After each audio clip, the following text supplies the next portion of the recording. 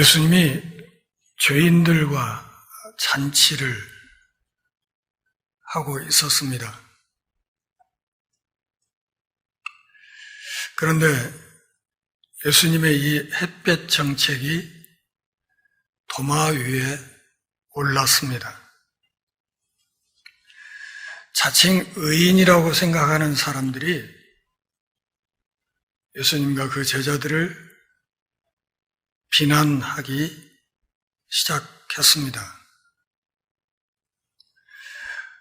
본문의 끝부분을 보면 예수님이 그렇게 말씀하십니다. 새술은 새 부대에 담아야 한다. 이것은 예수를 믿어서 구원 얻는 사람들의 근본적인 프레임의 변화가 있어야 된다는 것을 말하는 것입니다. 보는 것이 달라지고 말하는 것이 달라지고 세상과 내 이웃과 나 자신에 대한 태도가 달라져야 된다고 말씀을 하시는 것입니다. 바로 이 예수 그리스도의 이 자비의 복음을 전파하기 위해서 이 땅에 그리스도의 몸인 교회가 세워져 있고, 교회는 이 세상에 하나님의 자비의 복음을 전파하기 위해서 이 땅에 존재하는 것입니다. 최근에 감리교단에서 성소수자를 축복했다는 이유로 이동환 목사를 출교 처분했습니다. 출교라 하는 것은 단지 목사 면직이 아니라 그것을 넘어서서 너는 기독교인이 아니라고 마귀의 영역으로 한 사람을 내치는 조치입니다. 그런가 하면 바티칸 교황청에서는 교황의 직서를 통해 성소수자를 축복할 수 있다, 이렇게 정반대의 결정을 해서 그것을 공포했습니다. 사랑하는 동역자 여러분, 본문에 등장하는 바리새인의 시선으로 하나님이 우리를 보신다면 어쩔 것인가?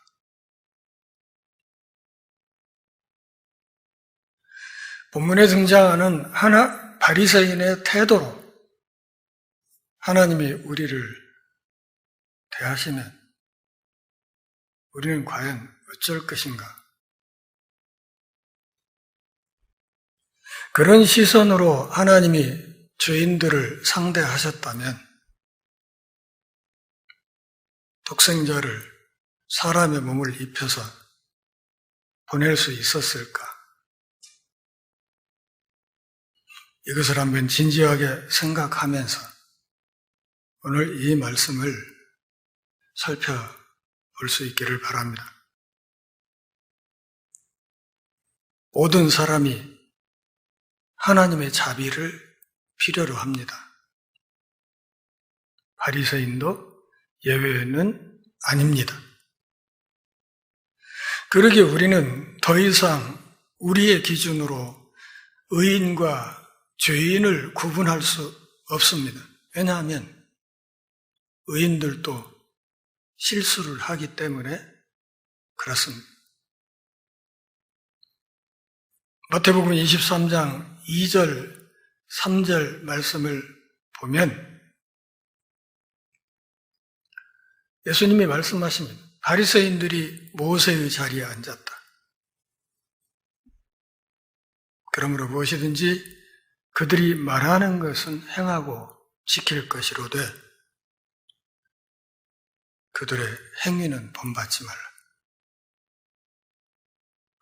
그들은 입만 구원받을 사람들이고 행동으로는 지옥에 떨어질 사람들이다. 무슨 말입니까? 옳은 일을 옹호하겠다는 바리새인 같은 사람들도 항상 옳은 일을 하는 것이 아니라는 말씀입니다. 그러므로 모든 사람은 의롭게 되기 위해서 하나님의 자비에 의존해야 합니다. 실제로 예수님이 보시기에 하나님의 자비로운 용서 없이는 그 어떤 죄인도 의로워질 수 없기 때문입니다. 다시 말하면 하나님의 햇볕 정책이 절대 필요하다. 그 하나님의 햇볕 정책 덕분에 오늘 우리가 이 자리에 예수 믿는 사람으로 앉아 있다 하는 것입니다. 그것이 모든 죄인들이 회복되는 유일한 방법입니다. 따라서 의롭게 되는 것은 하나님의 무한한 자비에 달려 있기 때문에 우리도 하나님이 우리에게 베풀어 주신 것처럼 모든 이에게 하나님의 자비를 제한 없이 베푸는 사람이 되어야 합니다. 제가 늘 수요 예배 때도 말씀드렸듯이 기독교 복음의 가장 중요한 정신은 환대입니다. 모든 사람을 차별 없이, 구분 없이 환대하는 것. 이것은 오늘 기독교의 대명사처럼 되어버린 혐오나 배제나 차별과는 정반대 쪽에 있는 복된 개념입니다. 우리가 옳다고 생각하는 대로 무언가를 소유하거나 분배하는 것은, 그리고 내가 옳은 일을 했기 때문에 옳은 사람들이 받아 마땅한 그것을 받아야만 한다고 바리새인들은 믿었습니다. 자기들이 바리새파 사람일 수 있는 것, 다른 사람들보다 더 높은 영적인 지위를 갖고 있다고 믿는 것. 그러기에 자기들은 구원받아 마땅하다고 생각하는 것. 그것이 바리새인들의 생각이었고, 또 그런 생각에 기초해서 그들은 메시아의 행위를 비난하고 나선 것입니다. 대신 예수님은 제자들에게 자신의 지침에 따라서 살라고 가르치셨습니다. 마태복음 10장 8절. 끝부분에서 뭐라고 말씀하셨습니까? 너희가 거저 받았으니 거저 주어라. 너희가 구원을 거저 받았다면 그 구원받은 자의 시선을 거저 줘야 된다. 그런 뜻입니다. 어떻게 보입니까? 그것은 마치 중풍병자에게 네 죄가 용서받았다라고 말하는 것과 같습니다. 바리새인들은 이렇게 말할 것입니다. 이것 봐, 사람들이 죄인의 기도를 하지 않았는데도 하나님이 그들을 용서한다고 말하지 마라. 그것은 신성모독이다. 예수님에게 하나님의 자비를 베푸는 것은 의로운 사람들이 당신을 비판할 것을 알면서도 잘못된 사람들과 함께 식사하는 것을 의미하기도 했습니다. 다시 말하면 예수님은 손가락질 당하고 욕먹을 걸 알면서도 바리새인들이 죄인이라 일컫는 사람들과 마주 앉아 함께 식탁 잔치를 베풀었다. 그런 말입니다.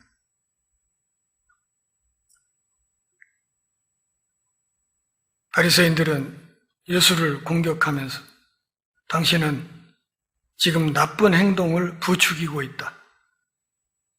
이 죄인들은 마땅히 회개해야만 한다. 이렇게 주장하고 있었습니다. 어떤 의미에서는 그들의 주장이 맞습니다. 하지만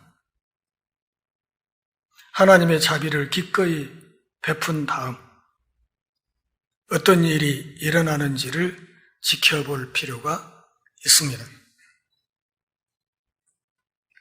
자비를 이미 받았다고 생각하는 사람들은 이런 태도를 전혀 좋아하지 않을 것입니다. 그들은 하나님의 교훈을 얻지 못하는 나쁜 사람들에게 하나님의 자비가 낭비되고 있다고 생각합니다. 자칭 의로운 사람들에게는 죄인이 마땅히 금식해야 할 때 죄인들과 함께 잔치를 벌이면서 죄에 대해 진지하게 생각하게 만들 수 있는 그 나쁜 행동들을 부추기는 것처럼 보일 때 하나님의 무한한 자비를 나누고 있다는 사실, 이것을 바리새인들은 알지 못했습니다. 실제로 우리 삶을 잘 돌아보면 우리 안에 이런 태도가 곳곳에 숨겨져 있다는 사실을 알 수 있습니다. 우리는 하나님께서 자비를 베푸실 때 별로 놀라지 않습니다. 우리는 나 자신이 올바른 기도를 드렸거나 올바른 회개 행위를 했기 때문에 하나님의 자비를 기대합니다. 일종의 공로주의죠. 나는 하나님의 자비를 받아 마땅한 사람이다. 언젠가 CBS 그 간증 프로그램 그 제목이 뭔가요? 갑자기 또 생각이 안 나네. 새롭게 하소서인가? 거기에서 어떤 사람이 나와서 간증하면서 그런 얘기를 해요. 근데 그게 전국적으로 방송이 되고 있었어요. 하나님이요, 저 같은 사람 안 도와주시는 하나님의 굉장히 손해이시죠.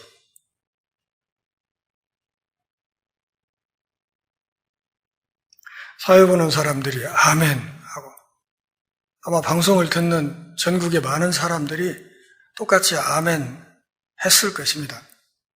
근데 저는 그 이야기를 들으면서 눈앞이 캄캄해졌습니다. 아이고, 어쩌면 좋냐. 저걸 간증이라고 방송에 내보내고,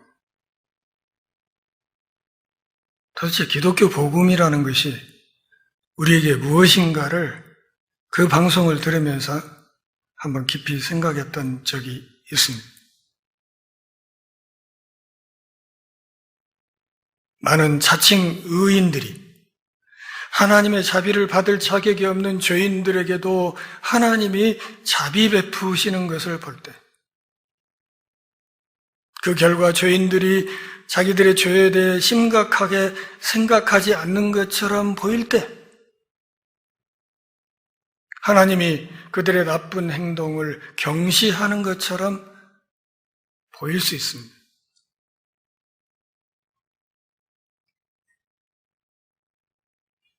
하나님이 계속 오냐 하는 한 그들은 결코 하나님의 교훈을 얻지 못할 거다, 이렇게 생각합니다. 따라서 하나님이 나에게 자비를 베푸는 것은 은혜이지만 죄인인 그들에게 자비를 베푸는 것은 어리석은 일이라고 생각합니다. 그러나 예수님은 우리가 세상을 나와 그들의 관점으로만 바라보도록 내버려 두지 않으십니다. 다시 말하면 사람이 사람을 편가르는 것을 예수님이 허용치 않는다, 그런 말입니다. 왜요? 우리는 모두 다 아픕니다. 우리는 모두 다 의사가 필요합니다. 왜냐하면 우리는 모두 다 죄인이기 때문입니다. 단지 우리 사이에 흉악한 죄인이 있고 조금 덜 흉악한 죄인이 있을 뿐이지. 우리는 모두 다 죄인이며 우리는 모두 다 참된 의원이신 예수님의 자비가 필요한 사람들입니다. 그렇지 않은 사람들, 즉 자칭 의롭고 건강한 사람들은 가서 나는 제사가 아니라 자비를 원한다고 말씀하시는 참된 왕을 알아보지 못하기 때문에 하나님 나라를 결코 보지 못할 것입니다. 13절을 한번 같이 읽어보실까요? 너희는 가서 내가 긍휼을 원하고 제사를 원하지 아니하노라 하신 뜻이 무엇인지 배우라. 나는 의인을 부르러 온 것이 아니요 죄인을 부르러 왔노라 하시니라. 너희들 죄인 아니야? 예수님이 그 말을 하시는 거죠. 바리새인들에게. 너희들은 죄인 아니야? 너희들에게는 하나님의 자비가 필요 없어? 예수님이 그렇게 물어보시는 거죠. 그러면서 가서 공부 좀 더 하고 와. 이렇게 말씀하신 겁니다. 바리새인들이 이 말을 들을 때 얼마나 기분 나빴겠어요. 한번 생각해 보세요. 자기들보다 더 높은 수준의 종교 엘리트가 없다고 생각하고 있던 사람들이 이 나사렛 예수로부터 가서 공부 좀 더 하고 오지. 이런 이야기를 들었을 때 그들이 무슨 생각을 했겠느냐? 그 말입니다. 의롭고 건강한 사람들, 자칭 의인들은 죄인들이 모여서 하나님의 자비를 먹고 마시는 잔치에 참여하기 전까지는 그들이 제대로 하나님의 교훈을 얻었는지 알 수 없습니다. 예수님이 죄인들과 더불어 하늘 잔치를 이 땅에서 베푸시는 그 일이 나타남으로써 비로소 그들의 숨겨진 어두움이 드러나기 시작한 것입니다. 아이러니하게도 그것이 우리의 죄에 대해서 우리가 진지하게 생각해야 할 수 있는 유일한 방법입니다. 하나님이 죄인들에게 베푸시는 자비를 잘 들여다볼 때 비로소 우리의 본질을 알 수 있다. 미로슬라브 볼프라는 유명한 학자가 있습니다. 그가 쓴 아주 명저서가 하나 있는데 배제와 포용이라는 책입니다. 이 책에서 그는 회개와 용서, 화해에 대한 예수님의 독특하고 훌륭한 접근법의 깊이를 파헤치고 있습니다. 이 책에는 우리가 이야기 나눌 것이 너무나 많습니다.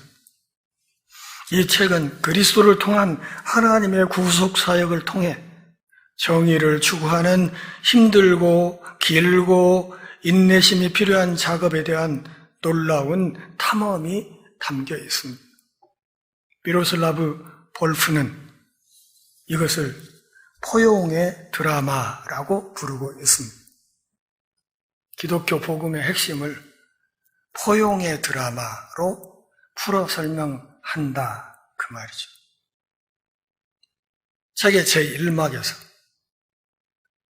팔 벌리기에 대해서 이야기합니다.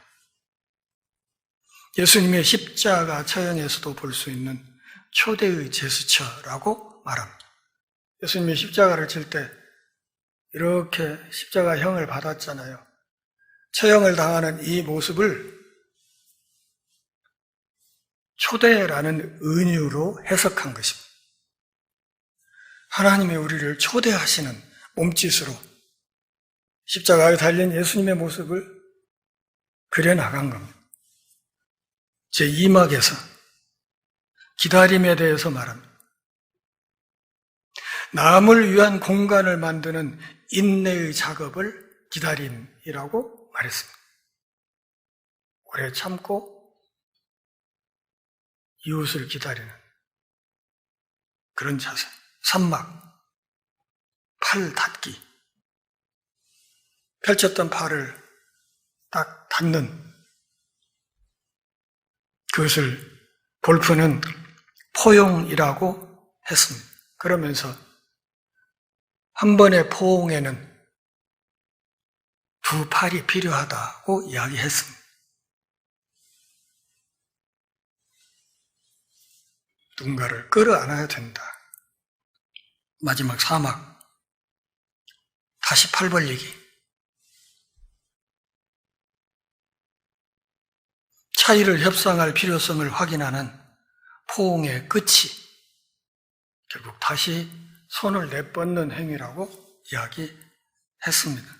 좀 더 평범한 용어로 설명하자면 포옹이 우리의 문제를 해결하지는 못할지라도 그것은 아주 좋은 시작이라고 이야기하고 있는 것입니다.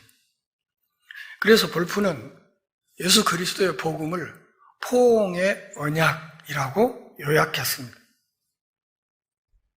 포옹의 언약은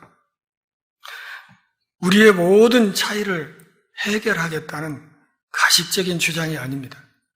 그 대신 그리스도의 십자가와 부활로 인해 돌이킬 수 없는 화해의 비전에 기초한 최종적인 화해를 위한 우리 모두의 투쟁을 확인시켜 줍니다. 볼프는 포옹에 동참하지 않으려는 사람들의 손에 의해서만 배제가 일어날 수 있다고 주장합니다. 지금 한국 기독교의 배제와 혐오, 차별, 이것은 볼프의 말을 빌면 포용하지 않겠다. 하나님의 포용은 필요 없다고 말하는 것과 똑같다는 것입니다. 그러기에 그들은 예수님께 회개를 촉구하고 있는 것입니다. 예수님에게 회개를 촉구하는 두 가지 주제인 시기와 적개심은 이 배제의 주요 원인이며 복수심에 불타는 폭력의 악순환을 영속화할 뿐입니다. 이 악순환의 고리를 끊으려면 우리와 그들, 친구와 적을 막론하고 우리 모두가 이런 태도에 대해서 회개해야 하는데 이는 공동체는 말할 것도 없고 한 개인이 수행하기 가장 어려운 행위 가운데 하나입니다. 다시 말하면 오늘 본문의 예수님 말씀을 뒤집어서 들여다보면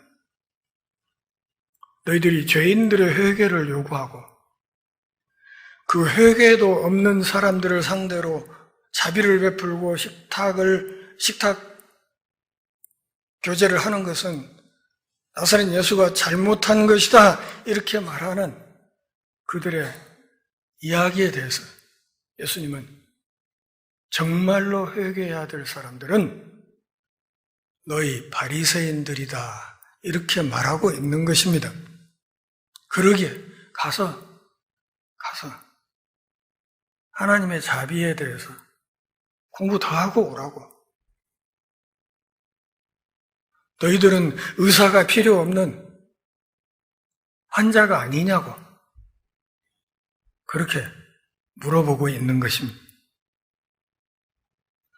예수님은 죄인들과 함께 식사하실 때 자기가 무엇을 하고 있는지 알고 계셨습니다. 그런 행동이 바리새인들로부터 어떤 평가를 받을 것인지도 알고 있었습니다. 그러면서 그 길을 갔습니다. 죄인에게 적절한 회개 행위를 요구하는 것은 오직 의인들에게만 그렇게 할 자격이 있는데 그 이유는 자칭 의인들은 자기들의 요구가 정당하다고 느끼기 때문입니다. 자기는 의롭다고 생각하기 때문에 입에서 아주 쉽게 요새 귀신들 못하는 거 몰라 저런 거 안 잡아가고 이런 얘기를 쉽게 하는 거죠. 귀신들이 제 일을 제대로 하기로 하면 다 잡아가겠죠.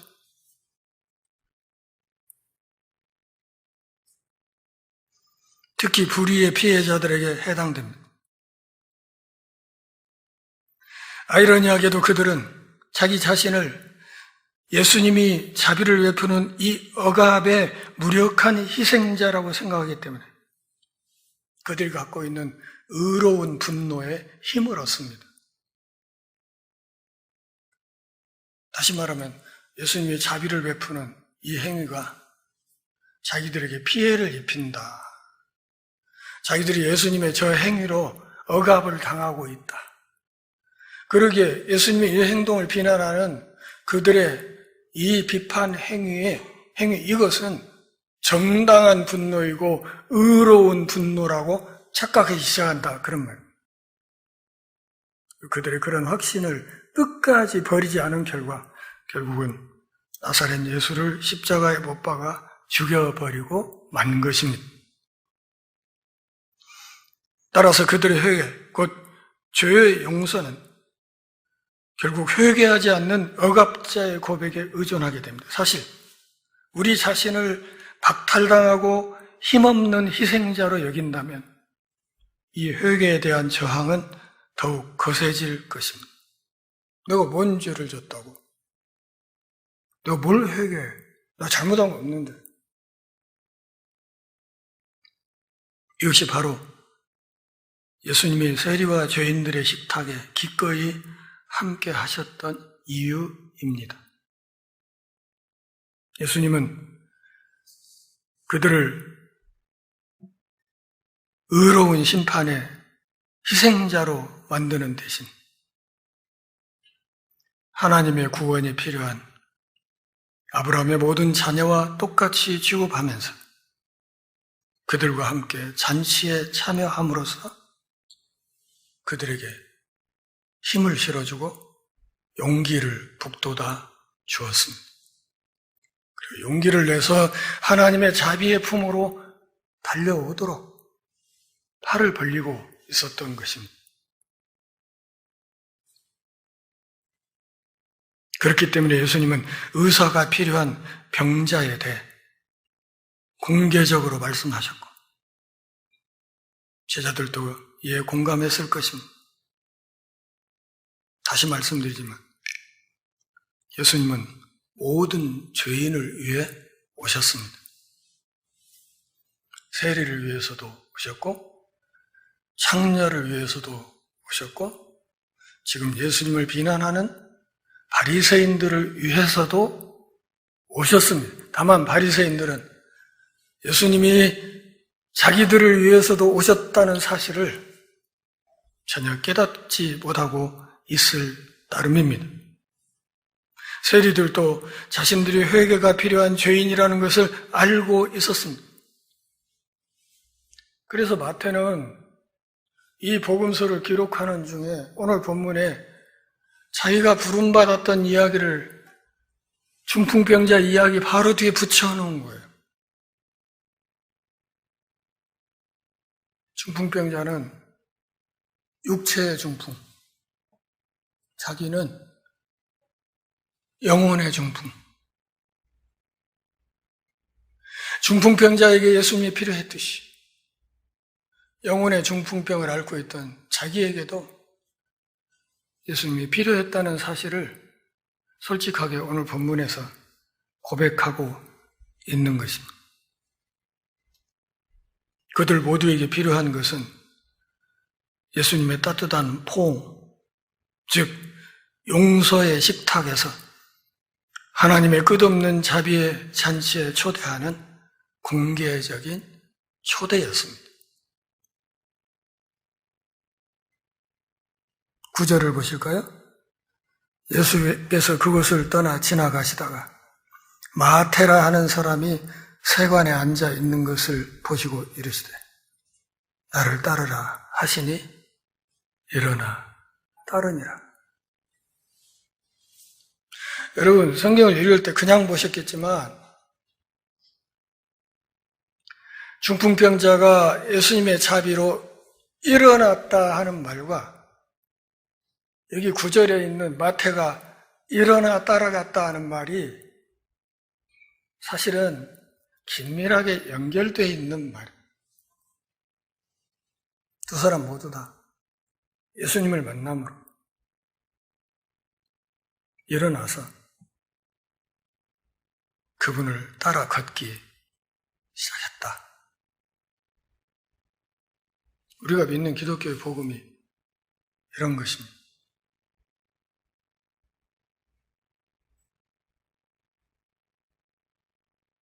마지막으로 질문 하나 던지고 마치겠습니다.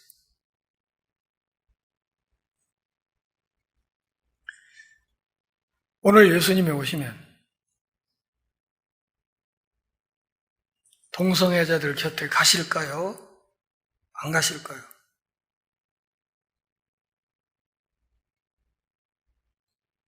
잘 생각해 보시기 바랍니다.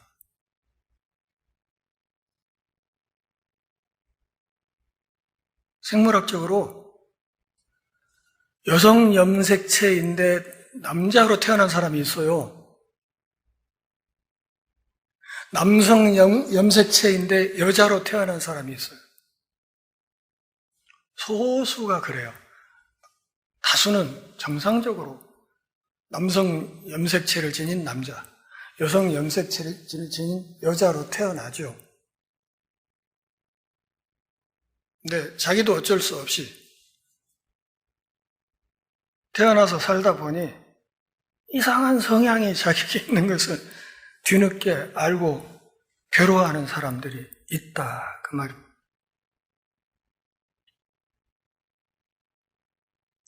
제가 이렇게 말하면 동성애자를 옹호하거나